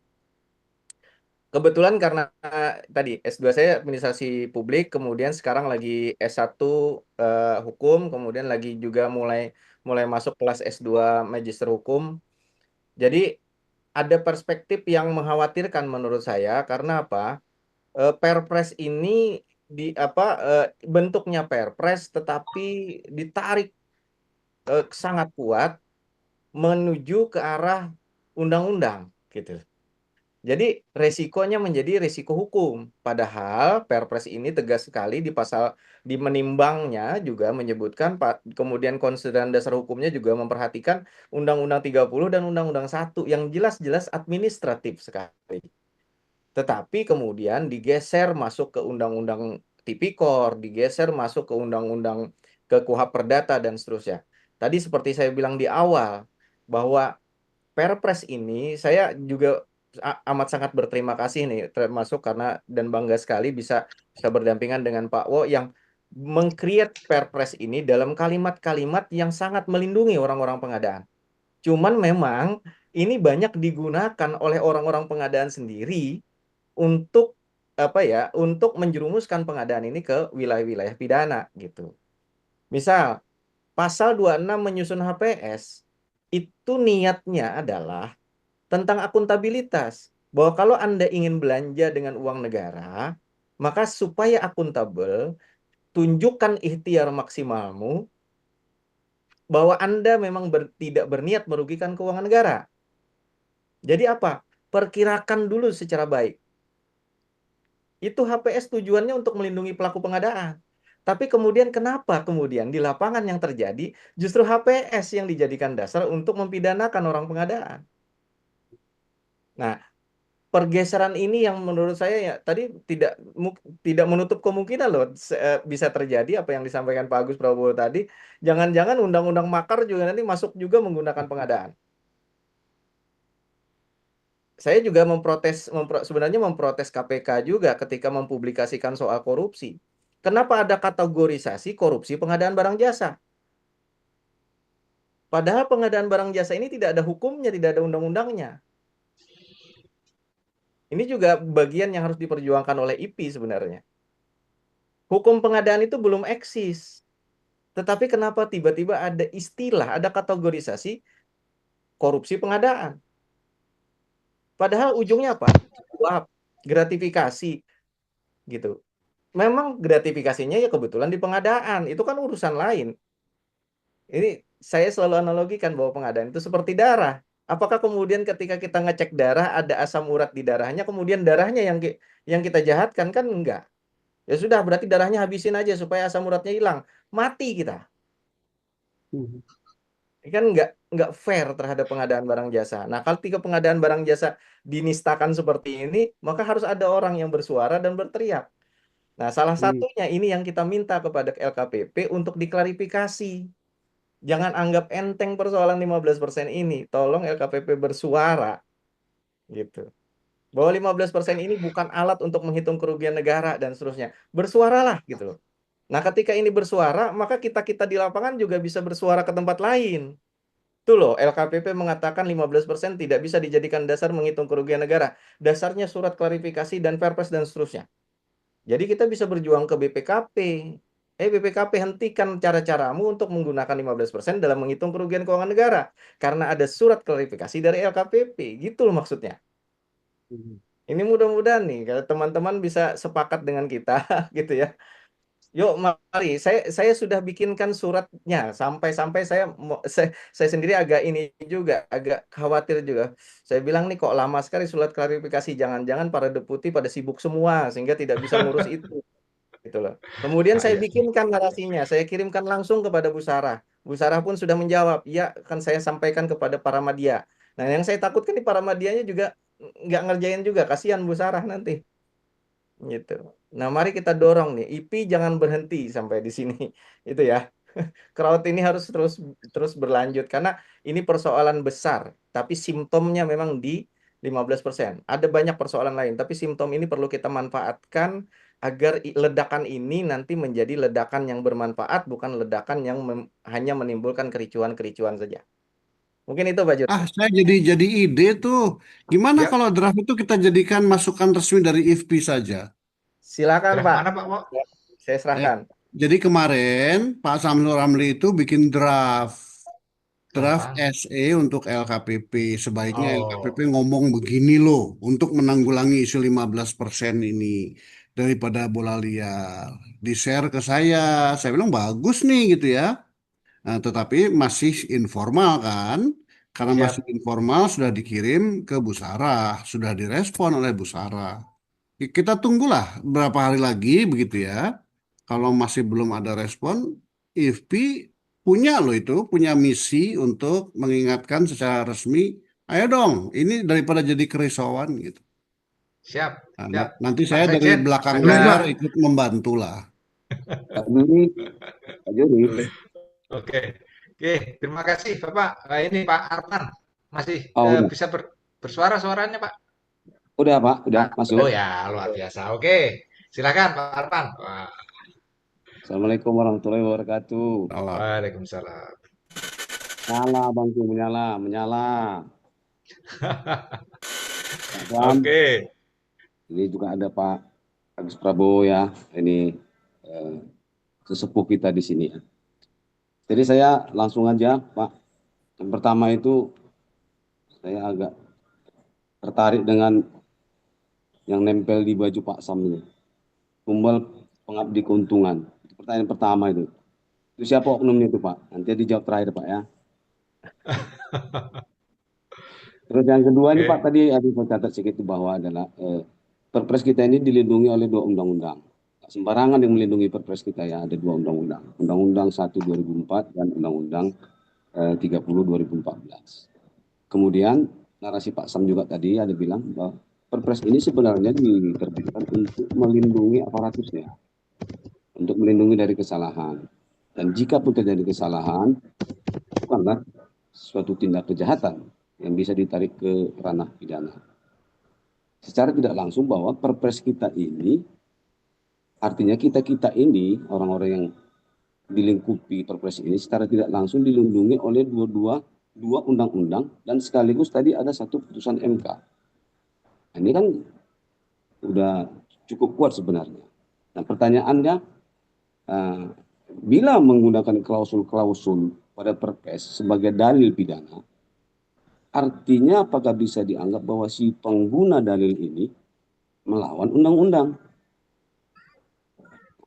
Jika ada yang melawan undang-undang, berarti dia sudah melakukan PMH. Apakah seperti itu? Perbuatan melawan hukum, karena dia melakukan kegiatan yang melawan undang-undang. Pertanyaan berikutnya, siapa sih sebenarnya, siapa sih di negara kita ini, institusi mana sih yang punya kompetensi ataupun legalitas yang menafsirkan klausul-klausul di peraturan perundang-undangan itu? Yang pertama, ya. Yang kedua, saya tertarik juga sama analogi Pak Sam tadi yang menjual barang curian. Ini menarik. Tidak ada harga pembelian di situ. Siapa yang menjual berarti dia untungnya bukan hanya sekedar 15%, tapi sudah 100%. Betul juga itu kan. Barang curian kita tidak beli, namanya mencuri. Jadi kalau kita jual, untungnya 100%. Saya sanksinya ini tadi saya menyambut apa yang dibilang Pak sesepuh kita Pak Agus tadi, Pak Agus Prabowo. Ada nanti tindakan-tindakan negosiasi dalam tanda petik tadi. Karena kita ini orang-orang yang diduga, ya, diduga kita gunakan diksi diduga sebagai pelaku korup ini menjual barang curian. Sehingga timbul negosiasi itu tadi. Nah, itu yang kedua. Yang ketiga, ini lebih konkretnya pada dua narasumber kami yang sudah sesepuh di Pengadilan Barang Jasa. Bagaimana kita menyikapi ya untuk yang sekarang ini ya, mengapa menyikapi terkait dengan putusan ini, lebih spesifik 15% itu tadi, walaupun sebenarnya kan ini putusannya kan belum ingkrah ya Pak ya, ini kan belum ingkrah. Bagaimana kita menyikapinya di tataran implementasi kita sekarang, dan bagaimana untuk kedepannya jika ini sudah ingkrah. untuk menghindari apa yang tertulis di dada Pak Samit tadi, supaya kita jangan jadi tumbal. Gitu aja Pak. Pak Zuhri, terima kasih. Oke, terima kasih Pak Arfan, luar biasa. Jadi memang karena keterbatasan waktu ya, ini kayaknya sudah berdiskusi yang mendekati titik akhir. Mohon kesediaan Pak Wo untuk menanggapi mulai dari perbuatan melawan hukum, siapa yang boleh menafsirkan undang-undang, termasuk barang curian tadi untuk nego-nego, dan terakhir kasus 15% ini ke depannya seperti apa. Silakan Oke. Pak Wo. Saya menjawab dengan anu saja ya, kiasan yang filosofis saja ya. Kita ini kan sekarang sedang bergerak di tataran hukum ya. Kita paham regulasi, harus patuh regulasi, harus menjalankan regulasi. Begitu kan ya dunia kita ya. Ya, Tidak ada yang salah dengan itu. Jadi level pertama itu memang hukum. Hukum itu sangat penting dan harus ditaati. Sebab tanpa hukum dunia akan kacau. Itu level pertama. Level yang kedua, apakah hukum itu sudah cukup? Tidak. Di atas hukum masih ada lagi. Apa itu? Kekuasaan. Sebab tanpa kekuasaan, hukum tidak bisa diterapkan. Tanpa kekuasaan, tidak ada penegakan hukum. Jadi ya, nah kelakuan APH dan sebagainya itu sebetulnya mencoba aspek kekuasaan di atas hukum itu. Jadi kekuasaan ya. Nah, apakah kekuasaan itu sudah segalanya? Oh tidak, masih ada lagi yang lebih tinggi. Apa coba? Kekuatan. Kekuatan. Kekuatan itu datangnya bisa macam-macam. Bisa dengan senjata, bisa dengan uang, bisa dengan tenaga. Kalau kita punya kekuatan, maka kekuasaan bisa dilibas, apalagi hukum. Itu adalah pelajaran ekstrim yang saya terima 19 tahun lalu ketika saya ikut pendidikan Lemhanas. Bayangkan, hukum, kekuasaan, kekuatan. Contohnya apa? Amerika lihat, Israel lihat. Dia tahu hukum itu, bahwa masuk ke negara lain itu tidak boleh, tapi dia tidak mau tahu. Untuk tujuannya dia menggunakan yang paling tinggi, kekuatan. Nah, sekarang yang namanya kekuatan itu ada di mana-mana. Kekuatan medsos, kekuatan netizen, kekuatan asosiasi. Itu harus dipakai. Dipakai untuk melindungi kita dalam rangka taat hukum itu. Sebab kalau tidak, nanti kita dilibas oleh kekuasaan. Oleh karena itu kekuasaan itu harus kita imbangi dengan kekuatan. Kita nggak punya senjata, kita nggak punya uang, tetapi kita punya organisasi, punya opinion power, mari kita pakai. Itu yang saya sebut dengan the power of crowd. Crowd ini harus bicara. Kalau crowd sudah bicara menjadi kekuatan ya, saya ulangi, kekuatan bukan kekuasaan, itu semua bisa dihadapi itu. Nah, saya kira ingin saya sampaikan di sini nih ya. Saya ulangi ya, hukum, kekuasaan, kekuatan. Percaya deh, sejarah sudah membuktikan itu. Silakan lanjut, Bung Samsul. ya silakan Bang. Baik, ya, karena saya sudah berdiskusi berat dengan Pak Wot soal itu dan sepakat sekali ya kalau soal itu tadi ya, soal apa kekuasaan, kekuatan dan seterusnya. Dan itulah yang terjadi sekarang kita alami ya. Saya ingin jawab soal ya apakah itu perlawanan terhadap undang-undang yang dilakukan. Menurut saya inilah ruang kajian kita dan ruang perlawanan kita yang harus terus diutarakan, karena aturan selevel Perpres mencoba melawan sendirian undang-undang yang melingkupi dirinya, yang menyalahkan dirinya. Jadi teman-teman di LKPP itu sudah luar biasa menambahkan pasal terkait bahwa apabila ada anomali dalam pengadaan maka APIP dulu yang turun, kemudian dan seterusnya. Itu sudah sedemikian rupa. Ini tetap harus kita suarakan. Tetapi itu tadi ya, seperti yang disampaikan Pak Wo, kondisinya seperti yang kita hadapi sekarang. Maka siapa kemudian yang bisa menyuarakan persoalan ini? Ya tidak mungkin orang di luar kita, harus kita-kita yang berada di dalam ini bersuara secara terus-menerus. Termasuk hari ini kita mendiskusikan dengan tidak lelah-lelahnya. Saya tidak tahu sehabis ini apakah masih ada diskusi kita. Karena apa yang sudah dijanjikan saja, surat klarifikasi yang sudah dijanjikan saja, itu sampai sekarang belum muncul. Jadi masih perlu kekuatan kita bersama untuk menyeimbangkan ini kembali kepada titik equilibrium. Tidak mungkin kita menghilangkan seluruhnya, tapi ada upaya dari kita, itu paling tidak. Sehingga tadi terkait lembaga yang menafsirkan dan segala macam, kitalah yang membangun ruang-ruang itu, ruang-ruang diskusi itu. Tapi sekali lagi, secara normatif saya ingin menyampaikan sekali lagi slide saya yang pertama tadi. Perpres itu adalah peraturan administratif yang dilindungi oleh 2 undang-undang administratif, sekarang ditambah oleh putusan MK. Maka kekuatan itu harus kita buktikan. Kekuatan itu yang harus kita pertahankan, kekuatan itu yang harus kita bela ketika ada orang yang mencoba menyalahgunakan pasal-pasal Perpres untuk melakukan pemidanaan terhadap pelaku-pelaku pengadaan. Saya selalu sampaikan sekali lagi, pasal-pasal atau pelanggaran-pelanggaran pasal-pasal di Perpres tidak bisa langsung dijadikan dasar untuk mempidanakan seseorang. Karena dia tidak mampu untuk menangkap niat jahat. Gitu. Tidak akan mampu Perpres menangkap niat jahat. Karena niat jahat itu ada di dalam norma. Norma itu ada dalam undang-undang. Maka undang-undang harus dilawan oleh undang-undang. Yang harus kita bangun sama-sama ya. Terkait putusan ya kita berdoa saja. Karena sekali lagi sama seperti keuntungan yang wajar, keuntungan itu adalah soal takdir. Kita hanya 15% itu hanya ikhtiar saja.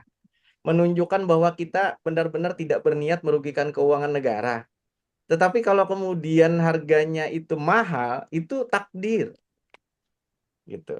Berarti kita bisa salah, bisa benar. Maka itulah norma yang wajar tadi saya bilang. Jadi kita akan lihat kasus Nadiem ini apakah takdirnya juga akan seperti yang kita harapkan atau tidak seperti yang kita harapkan. Tapi apapun itu hasilnya, yang menjadi berharga dan bernilai adalah ikhtiar kita hari ini. Gitu. Jadi jangan berharap karena kita sholat kemudian kita dapat surga. Itu surga soal takdir. Tapi kita tunjukkan hari ini kita sholat gitu loh. Itu yang terpenting. Jadi bersuaralah, ikhtiar terendah adalah berdoa. Tapi kalau masih bisa bersuara, ya bersuaralah. Kalau masih bisa berbuat, berbuatlah. Kalau masih bisa memaksa, paksalah gitu kan ya. Itu paling tidak ya ingin disampaikan. Mudah-mudahan. Tapi tentang siapa orangnya tidak perlu kita diskusikan. Semua sudah menjadi rahasia umum ya. Sudah jelas tertuang dalam putusan ya. Itu sudah jelas sekali. Ya. Siap. Oke, terima kasih Bang Samsul, luar biasa. Dan karena keterbatasan waktu juga, mungkin siang hari ini kita cukupi sampai di sini. Tapi sebelum kita tutup, mohon close statement terakhir dari Pak Wok dulu. Monggo silahkan. Apa ya? Sambil mikir ini. Ya Terkait ini dengan karena kita 15% Pak ini Pak. karena saya sih di luar 15% ya. IFPI ini adalah apa namanya ya, komunitas pengadaan yang menurut saya sangat potensial ya untuk mempengaruhi eh, tidak hanya LKPP tetapi juga dunia pengadaan secara keseluruhan di Republik Indonesia. Jadi mari kita pakai gitu kekuatan batin kita IFPI ini sebagai opinion maker untuk memperjuangkan sesuatu. Dan 15% ini hanya case-nya saja. Nanti perjuangan yang lain pasti masih ada. Gitu. Oleh karena itu tadi saya tiba kepada ide, wah bagus juga ya kalau konsep suratnya SE dari yang di draft oleh Bung Samsul itu menjadi produk dari IFPI. Keren loh itu. Itu masukan yang sungguh nyata itu. Ya. Kira-kira itulah. Ya, Siap, mudah-mudahan bermanfaat. Minta maaf saya kalau ada kesalahan atau tidak beres. luar biasa Pak Wo. Close untuk Pak Wo. Kemudian closing statement berikutnya dari Bang Samsul. Silahkan Bang. Saya sedikit saja tadi, mudah-mudahan sudah tersampaikan juga. Sekali lagi kawan-kawan, pasal-pasal di Perpres itu adalah pasal-pasal yang harus kita patuhi agar kita memiliki dasar, memiliki alasan bahwa kita tidak berniat jahat dalam pengadaan barang jasa. Jadi kalau Anda ingin memiliki alasan yang kuat berdasarkan regulasi dalam melakukan sesuatu di pengadaan barang jasa, maka ikutilah Perpres. Gitu. Nah, ini yang harus kita bangun sama-sama supaya Perpres ini betul-betul kita bisa suarakan bahwa Perpres ini bukan alat untuk mempidanakan atau menyalahkan orang lain. Mungkin itu saja, Pak Septian. Terima kasih Bang Samsul. Sekali lagi plus untuk Pak Wo dan Bang Samsul luar biasa pada siang hari ini. Ini alhamdulillah akan semakin menyemangati kita ya, menyemangati teman-teman para pelaku pengadaan di seluruh Indonesia. Jangan pernah lelah, jangan pernah menyerah, karena bagaimanapun tantangan akan silih berganti dan itu akan semakin mendewasakan kita dengan itikat baik, dengan niat baik. Insya Allah kesuksesan akan membersamai kita semua. Amin ya Rabbal Alamin. Sekali lagi terima kasih. Mohon maaf atas segala kesalahan dan terima kasih tak terhingga juga kami sampaikan kepada Tata Rencana Hijau dan CV Putra Karya Mandiri dan kepada Pak Wo, Bang Samsul sekali lagi terima kasih. Mohon maaf atas pertanyaan yang masih banyak yang belum bisa dibahas. Itu menjadi materi kita untuk ngopi berikutnya. Jadi kalau tuntas hari ini, besok nggak ada ngopi lagi, jangan. IFP akan senantiasa secara periodik menyelenggarakan acara seperti ngopi ini untuk tetap menjaga kita semua dalam koridor kebaikan dan sesuai dengan aturan. Saya mohon maaf atas segala khilaf. Sekali lagi terima kasih. Assalamualaikum warahmatullahi wabarakatuh. Saya serahkan kepada moderator. Waalaikumsalam Lagi. warahmatullahi wabarakatuh. Terima kasih Pak Wok, Pak Samsul. Kasih. Rita mana? Oh, sudah tidak ada. Ya sudah. Kita Siap, tutup Pak. ya, Terima Bapak Ibu semuanya. Terima kasih atas kesempatannya. Mudah-mudahan bermanfaat. Mas Agus, G. Terima terima kasih kasih ya. banyak Pak Terima Samsul, Pak kasih. Wok. Baik, Rekor ya Materinya kita sudah Samsul. kita Pak Agus. Terima kasih. Materinya kita sampaikan resmi ke publik nanti. Bahwa terima Izin kasih ya sehat-sehat Pak ya. Wok, Pak siap. Samsul ya. Oke, Materinya terima kita kasih. sampaikan resmi ke publik. Oke, terima kasih semuanya. Open Terima PO kasih terus ya, Pak pamit ya. Samsul. Terima kasih, Pak. Terima kasih. Iya, sama-sama. Izin lip ya.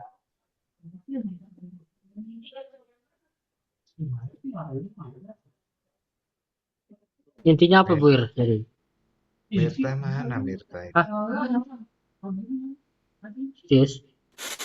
Sampai jumpa.